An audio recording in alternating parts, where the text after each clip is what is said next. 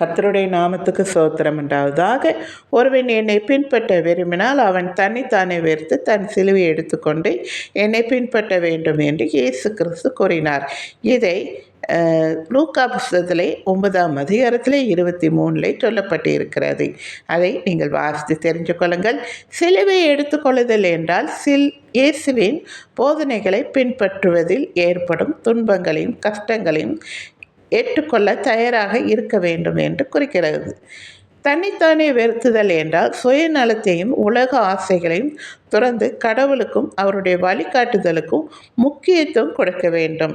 இயேசுவை பின்பற்றுதல் என்றால் அவருடைய வேத வசனமாகிய வார்த்தைகள் மற்றும் செயல்களை பின்பற்றி ஒரு நல்ல கிறிஸ்துவ வாழ்க்கை வாழ வேண்டும். சுருக்கமாக சொன்னால், ஒருவரை பின்பற்றுவது என்பது சுயநலத்தை துறந்து கடவுள் மற்றும் அவரது வார்த்தைகளுக்கு முக்கியத்துவம் கொடுப்பது மற்றும் அதன்படி நடப்பதாகும். அந்த காலத்திலே சிலுவையை எடுத்துக்கொண்டு பின்பற்று என்றதும் சிலர் நெஜ சிலுவையை எடுத்துக்கொண்டு சுமந்தார்களாம். அதை தினமும் சுமக்க முடியாததுனாலே கையில் பிடித்து கொள்ளும் அளவுக்கு செய்து கையில் எடுத்துக்கொண்டு சென்றார்களாம். பிறகு அதுவும் முடியாமல் சிலுவையை டாலராக செய்து கழுத்தில் மாட்டினார்களாம். இதுதான் இப்பொழுது எல்லோரும் கழுத்தில் போடுகிற சிலுவை அடையாளமாம்.